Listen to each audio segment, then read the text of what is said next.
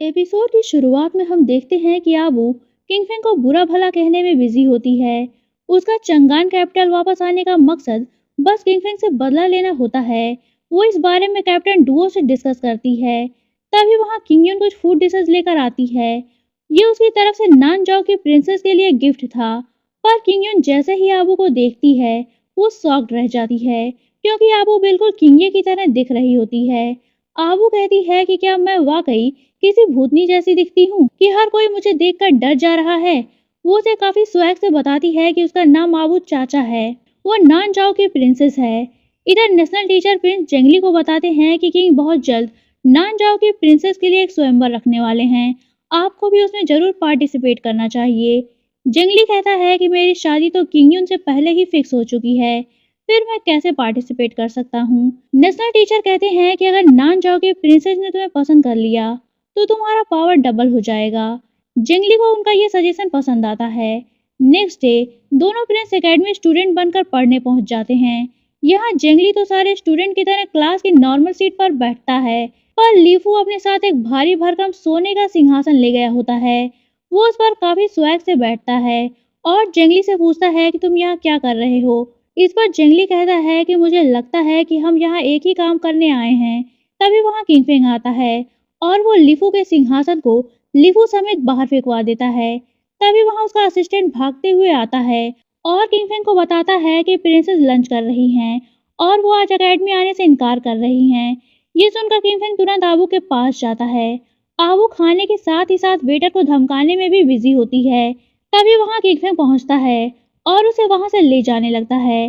Captain Duo से रोकते हैं तो किंगफिंग उनकी नकली मूंछ उखाड़ देता है, जिस पर वो अपना चेहरा छुपाकर वहां से भाग जाते हैं। किंगफिंग आबू को खींचता हुआ क्लास में लेकर आता है। ये देखकर जेंगली मन ही मन काफी जेलस फील करता है। किंगफिंग उसे क्लास बंक करने पर पनिशमेंट देने लगता है। तो आबू कहती है कि किंगफिंग मैं नानजाओ की प्रिंसेस हूँ, तुम मुझे सबके सामने इस तरह नहीं मार सकते। इस पर लीफू तुरंत खड़ा होकर कहता है कि माना कि तुम नानजाओ की प्रिंसेस हो, पर तुम अपने टीचर से इस तरह बात नहीं कर सकती। उसकी इस बात पर किंगफिंग उसे तुरंत बैठने के लिए कहता है। तो जेंगली तुरंत उठकर आबू की साइड लेते हुए कहता है कि मास्टर, ये अभी यहाँ नई आई है, इसे रूल्स का पता नहीं है, इसे अभी के लिए माफ कर दीजिए। इस पर आबू कहती है कि तुम्हें मेरी साइड लेने की कोई जरूरत नहीं है। फिर वो किंगफिंग से उसे पनिशमेंट देने के लिए कहती है। तो किंगफिंग उसे 3-4 स्टिक जड़ देता है और उसे आगे से वेल डिसिप्लिन बिहेवियर दिखाने के लिए कहता है। क्लास खत्म होने के बाद किंगफिंग तीनों को एंट्रेंस टेस्ट के तौर पर एक टास्क देता है, जिसके अकॉर्डिंग वो उन तीनों को एक स्टोन देता है, जिसे जमीन में बोकर उन्हें आधे महीने के भीतर फ्लावर उगाने थे। स्टोन को देखकर लीफू किंगफिंग से ऑब्जेक्शन करता है कि ये तो पत्थर है, इसमें फ्लावर कैसे निकलेगा। किंगफिंग कहता है कि अगर तुम्हें कोई प्रॉब्लम है तो तुम आराम से यहाँ से जा सकते हो। एकेडमी से लौटते वक्त जेंगली आबू का पीछा करता है, तो आबू गुस्से में एक बड़ी सी ईंट उठा लेती है, जिसे देखकर जेंगली डर जाता है और कहता है कि मैं तुम्हारे पीछे नहीं आ रहा था, तुम्हें कोई गलत फहमी हुई होगी। एक्चुअली हम दोनों ही पैलेस की ओर जा रहे हैं, इसीलिए हमारा रास्ता ही सेम है।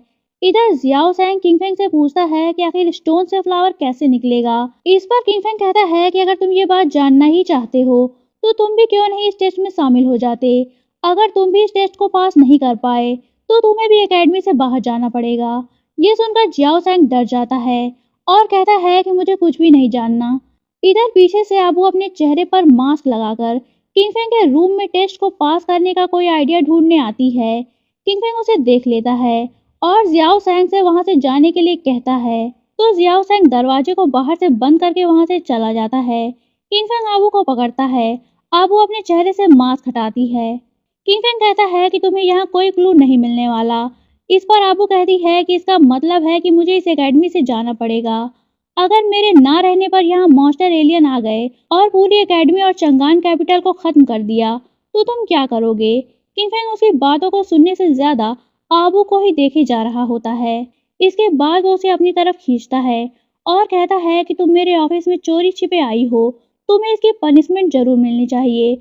इतना कहकर वो उसे किस करता है, जिस पर आबू बेहोश हो जाती है। इधर कैप्टन डुओ बाहर टहल रहे होते हैं तो जियाओ रुई उन्हें देख लेती है। वो जल्दी से गमला रखो टेक्निक अपनाते हैं, पर जियाओ रुई उन्हें तभी पहचान जाती है। इस पर वो डर के मारे जंगल की ओर भाग जाते हैं, जियाओ रुई भी उनके पीछे जाती है। जियाओ रुई उन्हें पकड़कर एक पेड़ से बांध देती है और उनकी नकली मूछें निकालकर उनसे उनकी और आबू की रियल आइडेंटिटी के बारे में पूछने लगती है। पर तभी वहां आसमान से एक आग का गोला आता है जिसके अंदर से दो मोटे मोटे कैट एलियंस निकलते हैं और उसके बाद एक छोटा कैट एलियन भी आगे आता है जो कि उनका बॉस होता है। छोटा एलियन कैप्टन डुओ को अपना लवर बताता है और जियाओ रुई से उन्हें उसके हवाले करने को कहता है। कैप्टन डुओ कहते हैं कि मैं इसे नहीं जानता। इस पर जियाओ रुई अपना हंटर निकाल लेती है तो वो छोटा कैट एलियन फुर्ती से आगे बढ़कर जियाओ रुई को पकड़कर दूर फेंक देता है और कैप्टन डुओ की रस्सियां अपने पंजे से काटकर उन्हें फ्री कर देता है। फिर वो कैप्टन डुओ से चिपककर उन्हें अपनी प्रिंसेस कहकर उनसे प्यार जताने लगता है जिस पर कैप्टन डुओ काफी डिस्गस्टिंग फील करते हैं। वो कैप्टन डुओ से कहता है कि देखो मैं वापस आ गया, अब हम दोनों शादी करेंगे और यहाँ से दूर भाग चलेंगे। कैप्टन डुओ की बातें समझ नहीं पा रहे होते तभी जियाओ रुई उठकर आती है और कैप्टन डुओ को दोबारा बांध लेती है। वो अपना हंटर निकालते हुए छोटे कैट एलियन से कहती है कि ये मेरा बंदा है, तुम इसे नहीं ले जा सकते। तो कैट एलियन उससे उसका हंटर छीन लेता है और उस पर वार करने ही वाला होता है। तभी सामने कैप्टन डुओ आ जाते हैं और उसे कहते हैं कि मैं तुम्हारे साथ जाने के लिए तैयार हूँ, पर तुम्हें पहले इस लड़की को यहाँ से जाने देना होगा। इस पर कैट एलियन एग्री हो जाता है। दोनों मोटे मोटे कैट एलियन उन्हें लेकर छोटे एलियन के साथ डिसअपियर हो जाते हैं। ये देखकर जियाओ रुई काफी ज्यादा सैड हो जाती है। उसे कैप्टन डुओ के इस तरह से किडनैप हो जाने पर दुख हो रहा होता है। इधर आबू को होश आता है तो वो देखती है कि किंगफेंग ने उसे रस्सियों में जकड़कर बांध रखा होता है। वो उन रस्सियों को अपनी ईंट से काटकर खुद को फ्री करती है और किंगफेंग से कहती है कि मैं तुमसे हर एक बात का हिसाब लूंगी। इतना कहकर वो वहां से चली जाती है। किंगफेंग मुस्कुराता है और कहता है कि मैं तुम्हारे हिसाब लेने का इंतजार करूंगा। तभी वहां जख्मी हालत में जियाओ रुई आती है। किंगफेंग उसकी आवाज सुनकर बाहर जाता है और उसे संभालता है। जियाओ रुई उससे कैप्टन डुओ को सेव करने के लिए कहती है और बेहोश हो जाती है। यहीं ये पार्ट एंड होता है। तो दोस्तों, अगर आप जानना चाहते हैं कि कहानी में आगे क्या हुआ तो बने रहिए मेरे साथ। और अगर आपने अभी तक चैनल को सब्सक्राइब नहीं किया है तो चैनल को सब्सक्राइब करके बेल आइकन पर क्लिक कर लीजिए ताकि आपको हमारे आने वाली वीडियोस की इंस्टेंट नोटिफिकेशंस मिलती रहे। तो मिलता है नेक्स्ट वीडियो में, तब तक के लिए take care and good bye.